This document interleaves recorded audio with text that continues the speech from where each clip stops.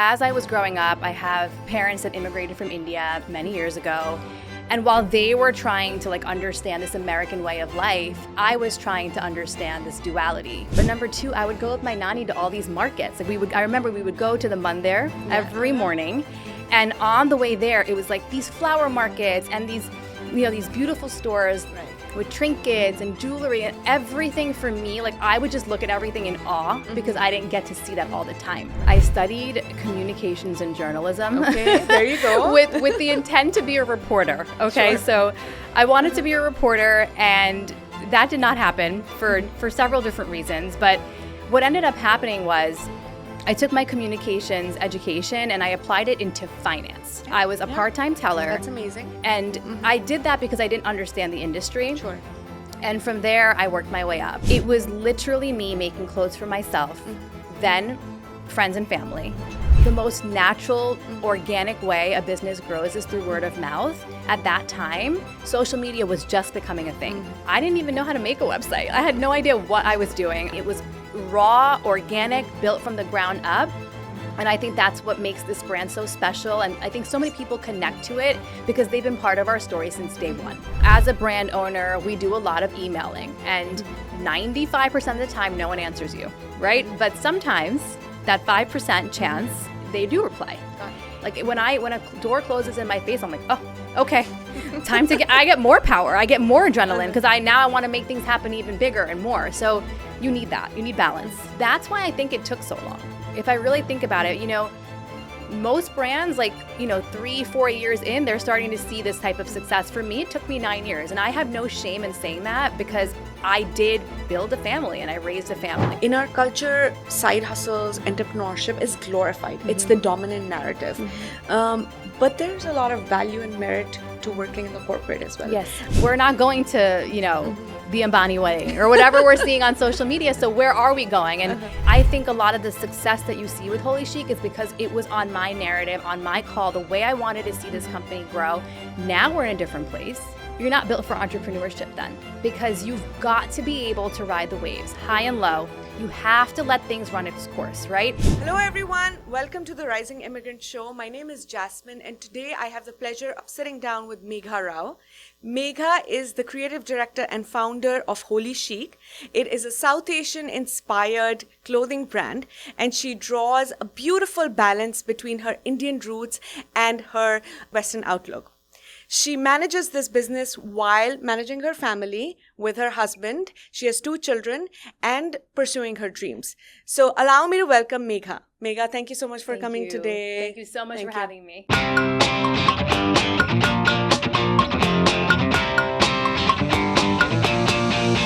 Absolute pleasure to have you here. I love what you're wearing. Thank you. We complement each other perfectly. Yeah, it's gorgeous. Thank you. So Megha, I've seen your brand online, and we've seen a lot of people wear the clothes that you make, and they're all very, very beautiful. First of all, congratulations on such a good job. Thank you. So Megha, tell us a little bit about yourself. Where did you grow up? What was your childhood like? I'm a daughter of immigrants, and I grew up not very far from here in Queens, New York, and I'm an only child. And I feel like, as I was growing up, I have parents that immigrated from India many years ago. And while they were trying to understand this American way of life, I was trying to understand this duality of being in an Indian household, growing up with traditions and cultures and values that looked different when I went to school. And so I always felt like I struggled a bit to find this balance of who am I? Who do I represent? Why do I have to almost play these 2 different roles in these 2 different worlds everywhere I go? And what happened was eventually I started looking to outlets like music, Bollywood, dance, and fashion as a way for me to say, this is a creative outlet for me to kind of take all these emotions and feelings that I have, but bring them out in this creative way that felt authentic to me. And that was the beginning of what today is HoliChic. Who knew then that's what was happening? Right. But it was this little seed that was planted in my head back then, 5-year-old Megha. And as a 5-year-old little girl growing up here in New York, and here we are, fast forward, 30 something years. And, that is where the roots of HoliChic were really born. Got it. And where in India were your parents from? So my mom was from Mumbai and my dad's from Gujarat. Oh, wow. That's Yes. beautiful. Yes. And when you were growing up here, did you go back to India? How often did you go? Yeah. So, most kids, you think about children today, they go to summer camp. Like that's how you spend your summer.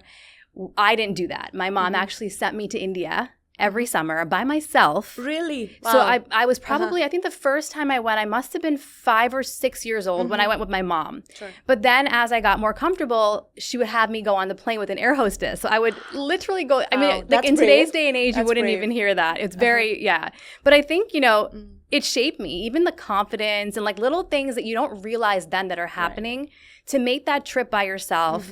Show up in like a foreign land and like then your grandmother's waiting. It was just the whole experience in itself, like just I think rooted in me confidence where I felt that I was never afraid of trying new things and doing things that kind of pushed me out of my comfort zone. But yeah, I spent every summer vacation in Mumbai with my nani. And I think this is where like my love of culture really stemmed because I had not a week or 2 weeks to spend there, but really like months where I was able to really understand the culture, this new way of this lifestyle that was so different from what I lived here. Right. And when you came back here, did you bring something back with you? Always. I mean, number one, the memories, of course. But number two, I would go with my nani to all these markets. Like I remember we would go to the Mandir every morning. And on the way there, it was like these flower markets and these, these beautiful stores with trinkets and jewelry and everything for me. Like I would just look at everything in awe because I didn't get to see that all the time. Right. When you're not accustomed to seeing something all the time, you look at things with a different perspective. And I think even today, that's what really distinguishes HoliChic because I'm in this really like unique position where I'm really exposed to these two worlds. Right. And I look at everything with a different lens. So I would bring back trinkets, laces, fabrics, jewelry, home decor. All like the pretty stuff. All the pretty stuff. And it's still here. Like I have so much of it still in my home, even That's now. Beautiful. Yeah, India has so many beautiful things. Every yes. time I go back, I grew up in India. I was born in India. Every time I go back, I bring back cushion covers. Oh my I gosh, bring back yes. rugs. Yeah. I bring back shawls. So it's just beautiful out there. It's so gorgeous. So Megha, tell me about your college days. Yeah. What were you into? What did you study? What was that like? Yeah, so believe it or not, I studied communications and journalism. Okay, there you go. with the intent to be a reporter. Okay, so I wanted to be a reporter, and that did not happen for several different reasons. But what ended up happening was I took my communications education and I applied it into finance. Okay. So I started a career with Citigroup right out of college, and it worked. Like I actually ended up loving it, believe it or not. Wow. And I stayed there for 15 years. That's a long time. A very long time. What I think made it so special was that although it was finance, like I had an opportunity to learn everything. Got it. From marketing, you think about, there's so many different things that go into a bank. And people think it's just, it's all numbers, but it's not. And so I think just that constant changing and opportunity to learn kept me there as long as it did. So I stayed there for about 15 years. Got it. And what did you do for them? Tell me a little bit about your time there. Yeah, so I started from literally a teller, believe it or not. Okay. I was a part-time teller. That's amazing. And I did that because I didn't understand the industry. Sure. And from there, I worked my way up. I became a banker, then I became a manager. Then I opened up our flagship location on Fifth Avenue, which was just the most building something from the ground up. I think that was like my real first experience doing something like that. And then I transitioned into marketing and business development as my last role with the company. Nice. And were you living in the city or were you commuting from New Jersey? Are you married? What's going on in personal life? Oh, yeah. So personal life, a lot was going on at that point. So during those 15 years, I met my now husband and we got married. We had 2 children and we lived in the city. So I was doing that whole city, going to work every day. It was not a work from home gig. So get up in the morning, that routine while raising a family. And believe it or not, I took the opportunity to start my own company at the same time. So with all that chaos and all that going on, there was a part of me that still was craving this creative outlet and being connected to my roots. And so it never seemed like work to me. whenever I found a free moment, when I put my kids to sleep, when I had that day off, I would use those opportunities to like really work on this thing that brought me so much joy. Got it.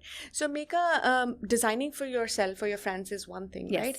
At what point did you get the confidence that this can be a product? Yeah. Like I can sell it? Yeah, you know, I think, Jasmine, it was very organic. I can't say it happened at this moment or like this specific time. Got it. It was literally me making clothes for myself, then friends and family. Sure. The most natural, organic way a business grows is through word of mouth. At that time, social media was just becoming a thing. So I relied heavily on what my friends and family were saying to their friends and family.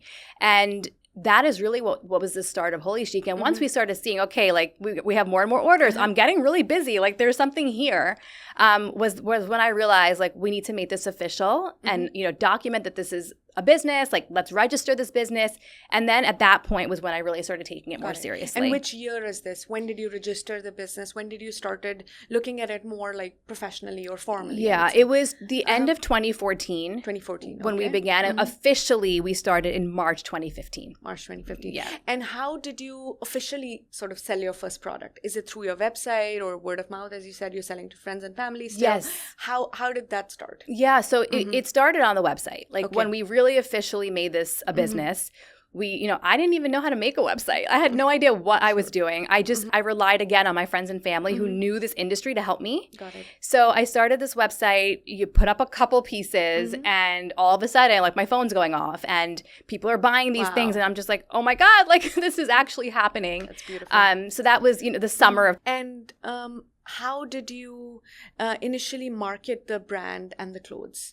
Yeah, so it was, like I said, everything on social media was starting then. So Instagram was where I first started. Got it. I would post, looks, and then any couple of pictures I would get from friends and family, I would post those. And people were in tune. People were really getting, the hang of Instagram, and it was a new outlet for all of us. And so that's really where all of our marketing took place. Not only year one, but all the way through year 6. We never invested in ads. We never had to. That's no beautiful. Facebook ads, no Google ads, nothing. It was raw, organic, built from the ground up.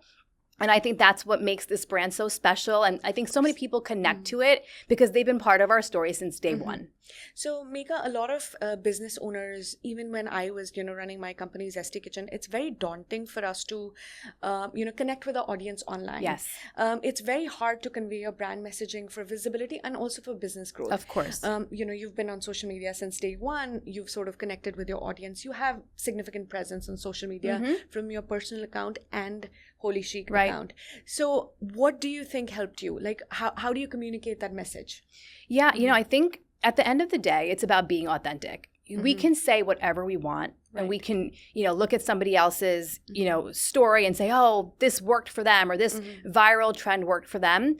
But I've realized what works best is just staying authentic to who you are, whatever that is. For me, I get up every day, I put on an outfit, I wear makeup. I have a lifestyle that most people would say, how do you do this every day? Like, why are you always so put together? But that is who I am. And I'm not going to come on and be like as raw as people may want me to be, because that's not who I am. I wake up, I have a routine, I have a process, and that's what makes me perform my best.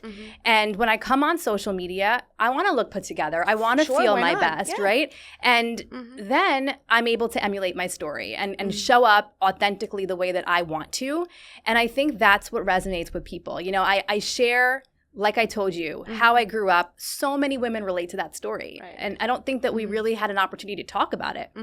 We were 5-6 years old, but now everyone wants to. Right. And we all feel this sense of pride about who we are and where we come from. And I think that this is really just a time for us to all join in that movement. And also celebrate, just, of course. Put our best selves out there and let the world decide, right? Absolutely. If they want a piece of that or not. Exactly. That's up to them to decide. So Megha, go through the process with me. You talked about your routine and everything. Go through the design process with me. How do you design, manufacture, put these products out in the world? Yeah. How do you do that? So I don't ever stop working. People are like, oh, like your collection dropped, like take a break. There is no sense of break because for me, I literally can walk outside right now and I can be inspired by something and say, oh, I want to make this dress out of these, we're on like fabrics all downstairs. District, we literally are in the garment district. So you just I never know when I'm going to be inspired to make something. So my production team in India is constantly working. I'll have a random idea at 3:00 in the morning and I'll say, let's sample this idea I have. Let's find this fabric. Here's an art print. Let's start working on this collection. And so my process really never has a start or finish. However, there are times where, obviously we put collections together and there needs to be a cohesiveness to those collections. And I'll give you, a recent example when I went to India. I went recently after the pandemic. I actually never went back to India. Oh, okay. So it's been, I don't know how many years now, 4 years.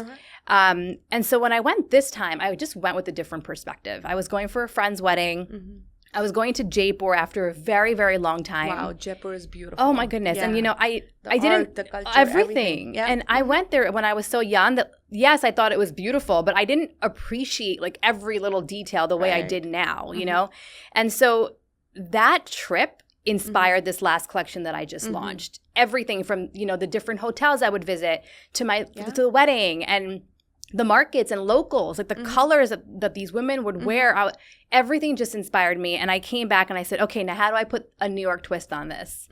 How do I make this relatable to the girl that's going to a Diwali party or a friend's birthday? And so that's where like this New York side of me comes out. And I think about lifestyle. I think about relatability. I think about we don't want to be in these heavy lehengas. Just functionality, right? We're moms, we're entrepreneurs, we're going out and about. We need the clothes to work for us. Exactly. We want to look good, but also at the same time, we don't want them to stop us from doing what we want to do in our days, right? Yeah, we want to be comfortable and like we don't want that like heaviness sometimes that you feel with South Asian wear. So I find ways to take elements of South Asian fashion, whether it's the print, the embroidery, the trims, and I'll turn it into a blazer. I'll turn it into a cocktail dress or something I want to wear on date night that I can see other women relating to. So that's my process. Like I've got these two worlds. I've got never-ending opportunity for so much exposure to creativity. And so I look at ways where I can blend these worlds every single day. Got it. So if we talk about your timeline, how long does it take from the idea? From its inception to getting the product to your customers' hands? And how is it different from the fast fashion practices? Okay, great question. So it takes anywhere from about 6 to 8 months for a design to, because we go through a sampling process, right? And that process, sometimes we hit it right away where we're like, perfect, good to go, let's move into production. Sometimes it takes 8, 9 variants for me to say, okay, like we're ready to go. And that's a variety of things. Sometimes, so we don't see that. You don't see that. And that's something I actually, to be more raw, like I really do want to share some of that. Like, here's what really goes on. I had a kimono that I just launched. We were right about to launch and I said, wait, I have an idea. I want to make this reversible. And my whole team's like, Megha, like what's wrong? I'm like, no, like it's just so much better if you can wear it twice. Like you have another way to wear it. I'm like, it's so easy. We can do this. And so we paused, launching that piece and we launched it later, which is okay. Like people no one really knows what's going on. So to them, it's like, oh, we're supposed to launch in May. But you gotta trust your gut, right? Whatever you feel like you want to put out in the world, it might work, might not work. But exactly. You have to feel confident about your choice and whatever you're putting out in the world. Absolutely. And sometimes like I just don't launch things. Like I've got, sometimes we do these sample sales and people are like, oh, like, why didn't you launch it? I'm like, it just didn't feel right to me, And so I've got tons of samples that never make it. So the next thing I actually wanted to talk to you about is your interactions with some of the retailers where you've sold the product at. I have actually personally checked out your collection at Flying Solo, and that's how I got introduced to the brand. Oh, amazing. Okay, So tell me a little bit about your interactions. How do you initiate some of these, communications with brands like Flying Solo or Nordstrom for that matter? So the way I told you, we never spent $1 on ads. I also never spent money on PR. Salespeople, typically when you think about retail stores, the process is you hire a salesperson that goes out and presents your brand to all these different retailers. We're not there yet. Like we are a growing brand. We are a small business at the end of the day. And so a lot of what you see is me and my 4-person team behind the scenes, emailing, cold calling. No job is too small for us. So that to me, I think, is just something that was instilled in me because of my immigrant parents. Like, I've seen the way they hustle. I've seen what work ethic is and what it takes. And so nothing to me is like beyond my scope of work. Got it. So things like flying solo at Nordstrom, believe it or not, flying solo actually happened because I was shopping in the store. Okay. Like, that is what happened. I was, Soho is like one of my favorite places to shop. And I was there with my family on a random Sunday and walked in. And I was like, wow, like, there's so many amazing designers I've never heard of in here, like from all around the world. And it just so happened that the decision maker of, who brings these brands in was in the store that day. Beautiful. So I started a conversation with them, and I explained who I was. And that was what really initiated that relationship. I was never in retail before. So you put yourself out there, Always. You went and spoke to the person in the store and you introduced yourself. And honestly, that's the best way, because who is better to tell your story than you? Exactly. And, it doesn't always work out that way, but it did this time. Yeah, and but so, if you do it, then you're going to get a chance to make it happen, right? If you never try, how is it going to even happen? Exactly. Yeah. So how did Nordstrom happen for you? So Nordstrom was a similar story. So, as a brand owner, we do a lot of emailing, and 95% of the time, no one answers you, right? But sometimes that 5% chance, they do reply. Got it. And I had pitched Nordstrom about a Diwali pop-up. We all know Diwali is becoming bigger and bigger, especially here in New York. Right. And that was my angle. My angle was, there's events happening in New York. People need clothes. It's not just for South Asians anymore. Right. All kinds of people are going to these Diwali galas and these parties, and they need clothes. And they don't know where to go. They're not going to order from India. They're not going to India. Yeah, I mean, we can't try the clothes on. No. It's like we don't know what we're going to get. So it's so much easier if we have something in person. We can go and try. Exactly. Okay. And so this wonderful woman, Shauna, who I remember was just one of the first people that replied to me, and she said, let's give this a go. And I don't sell at the store. So for them to like give a brand like HoliChic an opportunity was huge for us. And they, we organized this pop-up. We got into their space. It was one of the most exciting experiences for me as a designer. It was over a period of 7 days. And those 7 days, I was so amazed at the type of people that were walking in, all different backgrounds, and they would stop. Because when you look at the floor, everything's very New York. Right. Lots of leather, it was fall, so it was lots of black. And then you have HoliChic, which is this like burst of color in the middle of like, the fourth floor. And people would just stop and stare. And they were so curious, and they were asking so many questions and just buying things like right then and there. That's so good. So for me, it was just, it made me realize that there's more here than just the South Asian community. Sure. They've helped me so much. They've been my community, my support, my pride. And now I feel like it's time for us to really share this with the rest of the world. And Nordstrom for me was like that eye-opening experience. And that's like now what we're really going to work on for the remainder of this year. No, that's beautiful. I don't know if many people know, but your clothes were featured in the song Jalebi Baby. Yes. And some of the very popular celebrities have worn your clothes, including Lilly Singh and Richa Moorjani. Yes. How did those collaborations happen for you? Very organically. I think that, the brand has now been around for 9 years. 9 years, yeah. And I think everyone has, at least heard of the name, or they've seen somebody wear it. And there's always opportunities, right? And sometimes it's something as simple as a DM or an email where they're like, hey, we have this opportunity. What I have learned, though, is everything is last minute in this industry. Like I am somewhat of a planner where I like to have a little bit of heads up, but I've learned now to go with the flow. Wing it. You figure it out. Sometimes it works. You send something, sometimes things can get delayed, or the package doesn't reach in time, or it just doesn't fit, whatever. But you take the shot. And if it's rushed, it's rushed. If it's last minute, it's last minute. You just go with it. And you leave the rest to whatever is meant to be.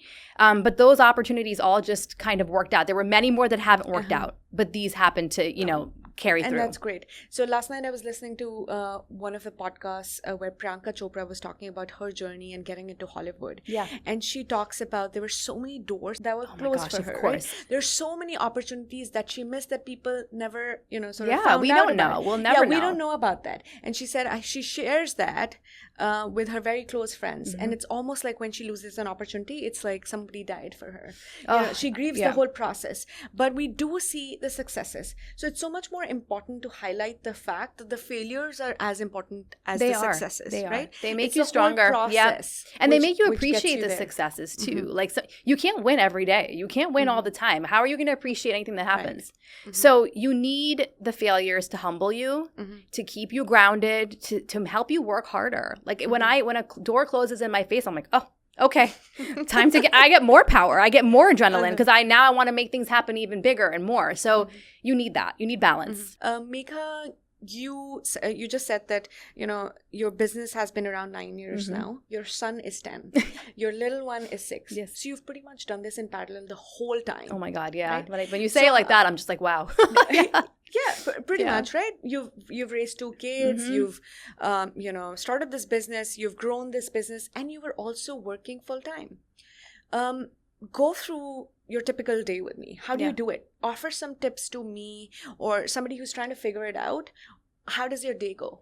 Yeah. So, initially when my kids were younger, I would say it was a bit harder, right? Because they need you more. That's the reality. And it's like, it's real needs. It's like food and like, things that are really important. So that's why I think it took so long. If I really think about it, most brands, like, 3-4 years in, they're starting to see this type of success. For me, it took me 9 years. And I have no shame in saying that because I did build a family and I raised a family. Yeah. So that is also a win. It's so much work. It's so much work. It is so much work. It's like anybody who's not a parent, it's so hard for them to understand that. But, me sitting here with you, I have 2 young kids. I have a 5-year-old. Oh, and a 1.5 old. I'm in the thick of it right now. Yeah. It is so hard to just show up. It is. Right? It's so hard. And I sometimes feel like, I'm managing their calendar and their lifestyles, and I'm just like, wow, like every day they have somewhere to be in this event, and I'm the one taking them. Right. We're driving. I don't have someone driving them around. So, but what I will say is now it's gotten a little bit easier, right? They're in school all day. I have a good solid 6 hours where I'm able to take care of what I got to take care of, where I don't have to work 3 o'clock in the morning anymore. Right. So if you ask me, this is like a luxury for me to have a 6-hour day where my kids are in school, they're taken care of, and I've got time on my side. So what I will say is things like cooking, things like laundry, things like cleaning. When I could, I outsourced it. Yeah. Right. You don't always have that luxury when you're building. But the second I said, all right, I have a little bit of disposable income where I want to give myself more time, who can I ask for help? And that's where I think a lot changed for me. Yeah, I think a lot of women hesitate to ask for help. Yeah. And there's an ingrained reason for that. Because we feel like we gotta have it all. Yeah. If we do anything not to our truest potential. Yeah. And I feel like, hey, I could have been there with my kid, or I could have been there for that meeting. We feel guilty. Of course. So it's really important as business owners, and you said it the right way, to put that aside and focus on what's important in the moment. And sometimes, one might be more important than the other. Absolutely. But you got to strike a balance, right? Yes. I mean, there's no perfect balance. It doesn't exist. But whatever best you can sort of put Yeah. forward. I mean, that mom guilt is real. It really is real. But the things that are most important to me, spending time with my kids, and that doesn't mean me cooking and cleaning. That means spending time with my kids, right? Like whatever that is, going somewhere, playing with them, taking them to an activity, a birthday, or it's building my business. And those are my 2 core, and my taking care of my dad. I lost my mom. I don't know if you saw my story, but I lost my mom 2 years ago. And my dad is like, he's everything to me. Like I am constantly calling him, checking where he is. Like he is a big, big part of my life. And so I want to spend my time taking care of my family, my children, and building my business. Everything else comes second. Got it. Well, that's beautiful to have that support from your family. Yeah. And who's better than our parents, right? Yeah. So you talked a little bit about your mom. I know I've heard that she's greatly influenced you. Yeah. What was that influence like for you? And how did it inspire you to do what you're doing today? Oh my God. My mom is like everything. You think about people starting a new life. first and foremost, to leave everything you have and start a new life in a new country. I mean, I couldn't pick up and do that if you asked me today. Yeah, it's hard. It's so hard. It's very, very hard. Yeah. Especially if you don't speak the language or if you're not very comfortable, right? Yeah. The culture is different. The pop culture is different. You don't get the references. Nope. Like, you know, when I first moved here and somebody would like say, hey, we're going to go watch this show or there's like, this what? game. Yeah. Like, I don't know that. It takes a while for you to assimilate all of that and express yourself. Yeah. And I mean, same thing, like the language barrier, the culture barrier. She didn't know, like, even getting her first job. And I watched my mom. She was also in banking, also starting as a teller.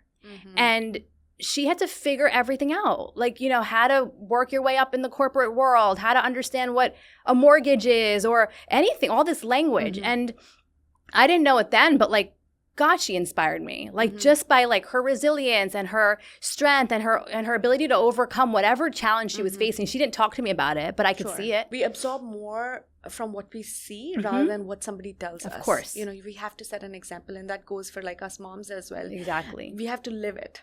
You know, always. How do your children perceive your work? God, I don't know. Sometimes I ask them, like, Mommy does fashion. I'm like, yeah, Mommy's on calls all the time. I like wonder, you know, I really wonder what they think.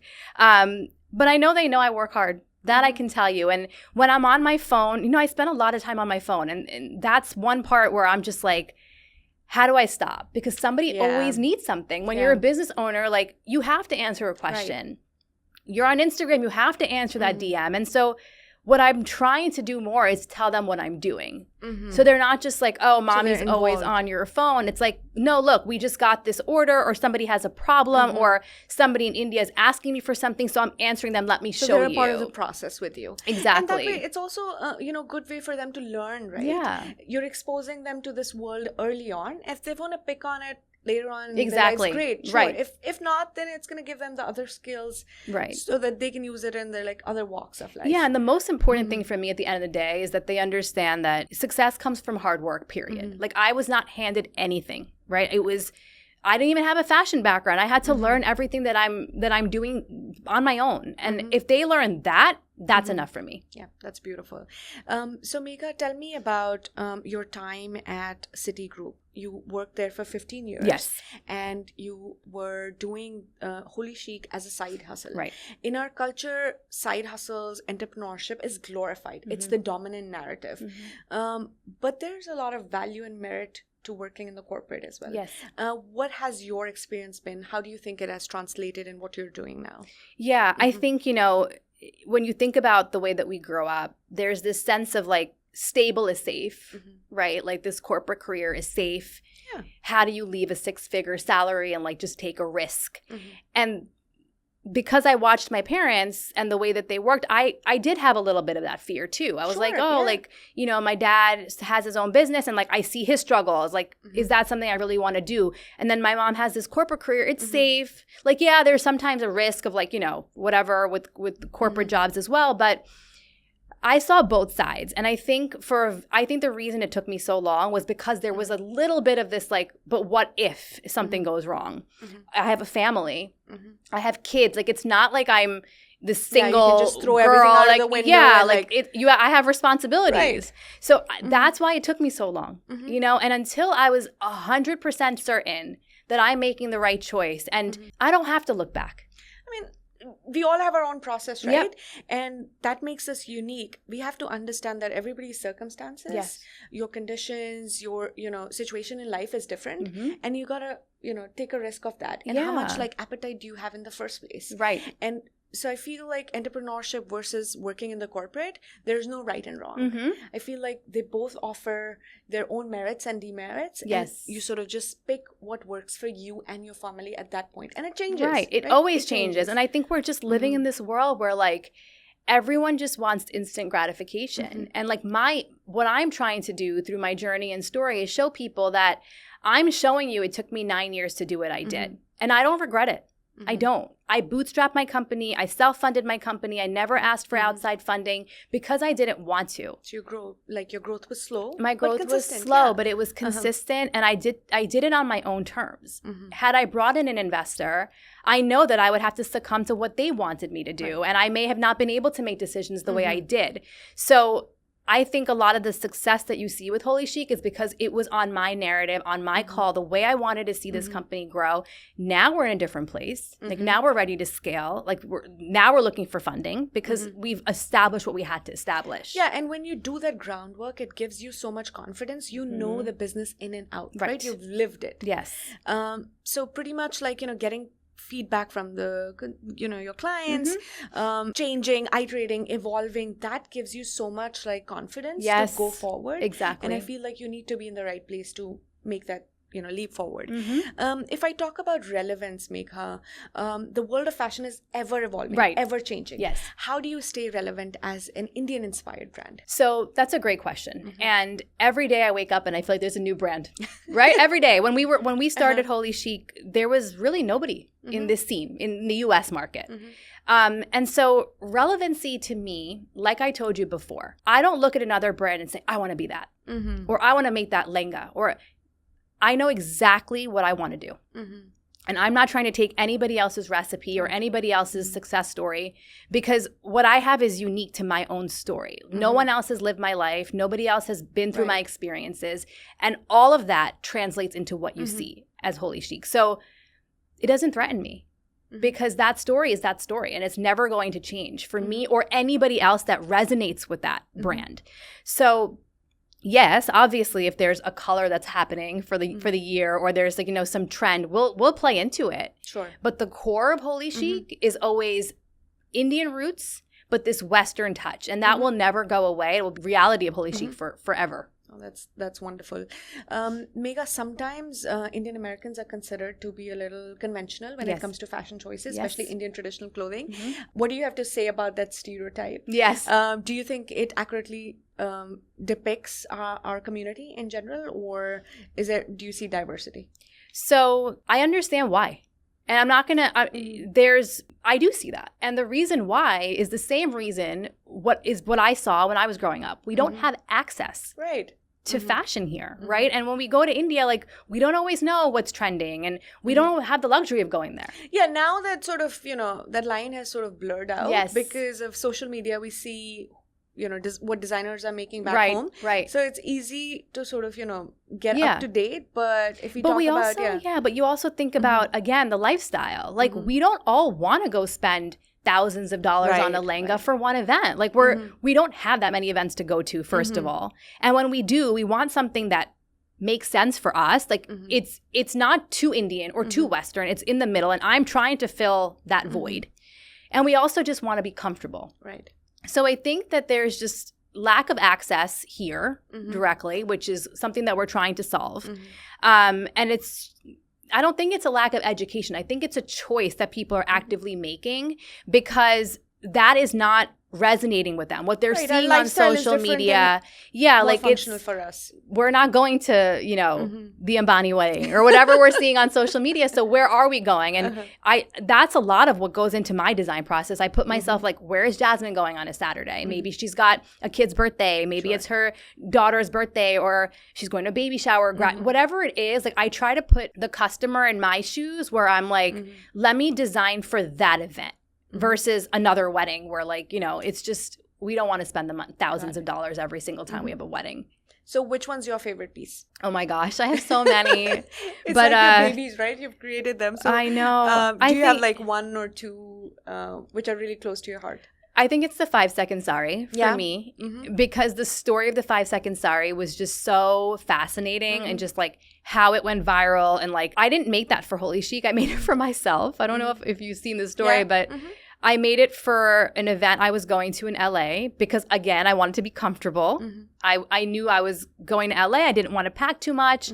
I didn't have anyone to help me with the sari, so I wanted it pre-pleated. And that sari went viral. It's a lot of work to honestly put a sari together. So much work. I always fail. Yeah. Like, by default. And you're from India. Like, you exactly. I did see my mom, putting the sari together, and I'm familiar with the process. Yeah. So it's not like completely new to me, but every time it just doesn't work. I know. Piece of fabric, I'm like, this is not working. I can do it too. I can do it too. I would love a second hand. I always have to ask my husband to pin, and then we get into like arguments because he doesn't know what he's doing, and it's just too much drama. So this sari, it was, in that way, it's very special, because it was something that was personal. that ended up getting so much attention where now it's our number one seller. And that piece just holds a lot of, personal sentiment for me. Got it. You talked a little bit about your husband Ajay and how he helps you. So what's your partnership like with him? Oh my God. He's like my number one supporter, my number one everything. And honestly, if it wasn't for him, I wouldn't be here. And it's for so many different reasons. But the first and foremost is that he's also from India. And when I was first starting out HoliChic, I didn't know where to find my first tailor, where to find my first factory. And he came with me on that first trip. And we were knocking on doors, walking into places. I barely can speak Hindi. I can, but it's like people laugh at me. It's like obvious that I'm not from there, but he's from there. And so he communicated with them. He helped me find my first factory. He took me around Mumbai. I didn't know anything, where to go, what to do. It can be overwhelming. Mumbai is a big city. Oh my gosh, right? so overwhelming. Many different pieces of it. Yeah, and you don't know who to trust, where to go. So he really really helped me initiate that first factory in India. And beyond that, when I was starting, I didn't have employees. I didn't have a warehouse. You know who packed our orders? Ajay? Yeah. Me and my husband were on on the floor of the apartment in our little 900 square foot space packing orders when our friends and family were ordering from us because we didn't have anyone else. Right. So he didn't have to do that, right?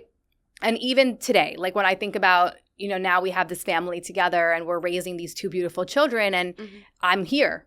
And I have to go to events and I'm networking and I have to go to places sometimes in the evening and he's my support at home and he's like, I got it. And we piggyback. It goes both ways, right? He obviously has his corporate career as well, but it's a balance and it's a relationship and we're partners. No, that's beautiful. That's the kind of partnership you need inside and outside. Oh my gosh, absolutely. No. And what's your relationship like with Pooja, your business partner? Yeah. So it's myself, Pooja, and we also have a third person, our partner, who is Sachin. Okay. And Pooja and I are actually childhood friends. We used to dance together. I was saying, I used to do all these folk dances and Bollywood dances. And when we were about 8 or 9 years old, we were in the same dance group. And we were just friends. We didn't know this would be HoliChic one day. And, when I started HoliChic, she was working at Google. So I had a conversation with her and I said, I have this idea and this and that. And she was in marketing. So she's like, I can help you. Let's do this together. Let me help you with social media. And so this was a friendship turned now she's my business partner.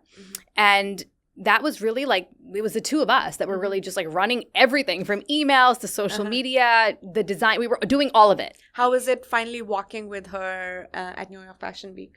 Oh my gosh, so incredible. We actually walked the runway at the end in saris, which was just what an amazing moment that was. We were proud. We were really proud. We've always been the same type of person in terms of loving our culture and loving where we came from. And to see non-South Asians in the audience, there were barely any. And they appreciated the saris. They appreciated our work. It was one of my most memorable moments as a designer. Beautiful. And Megha, if I talk about, your advice for others, is there anything you particularly feel like, hey, I wish somebody said that to me before I started this business or before I entered this industry? I wish I had a friend who was in the business and, offered some advice to me. If that's the question for you. If it was one piece of advice, what would you pass it on?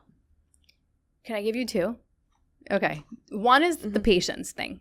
Because I'm telling you, I see it with my own kids. Everything's instant. And the second we see a little bit of adversity or a little bit of conflict or struggle, we're like, on to the next. And that to me is just...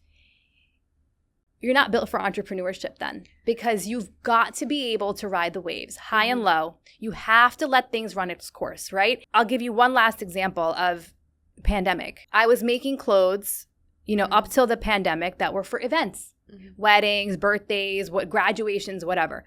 And the world stopped in 2020. And our company that was making all these clothes, that we have all this inventory and we're like, what are we going to do? And at that point, it was two things. We either shut down, right? Or we're like, pivot and think about what is it that people want. At that moment, people wanted loungewear at home. They needed face masks. It was different. It was different. And so that's what I made. I said, oh, we've got all this leftover fabric. Turn them into face masks. Turn it into cushions, pillow covers. And let's make some graphic tees. And we made these beautiful graphics with these like Indian-inspired artwork. And believe it or not, that's what blew the business up. And it scaled the business to the point where I had to leave my corporate career in the middle of a pandemic. That's amazing, right? And if I was, and my point of the story is, I could have given up March 2020 or any point before that when I had the kids and this excuse and that excuse. And I had every excuse that you can name in my books, but I didn't take any of them. I said, keep going. And it's not about money. I'm like, okay, if I make money, great. If I don't, because I had the corporate career backing me. And that's my second piece of advice is you may want to be a designer today. You may want to be a YouTube star or whatever your passion is. You can work on that while also working something else. Okay. I went from finance to fashion, and I had the luxury of having a stable income where I didn't have to worry about making mistakes on my business. Okay, this didn't work, whatever. That didn't work, okay, because I had the stability of a job where... And you weren't stressed out about bringing back money. No. And it takes a while, for any business to take off. It takes a while. Of course. And there's a whole process to it. So I guess, giving that credit to you that you were able to manage both. I mean, that's not easy in the first place. But no. And so it's okay. Like, I spoke at NYU recently and I was telling the law student, they were like, oh, like, there's no job I like. I'm like, just take what you can. Right. It's okay. Like, if you don't love it, it's fine. I didn't love finance either. But I ended up I got to speak to people. I got to meet. It was great. And I learned management. I learned marketing. Like, I couldn't learn that in school or wherever. So, and now I apply it to my business. Who knew? Many skills, yeah. Who knew, right? So take the opportunities you have. Build while you're doing it. It will help you in the long run, and just be patient. Thank you so much, Megha. Thank you. This was beautiful. Thank you you so much for sharing your journey with us, and also, tips for our audience. I appreciate you coming here today. Yeah, I feel like I was talking to a friend. This was really, really nice. So thank you. Thank you so much.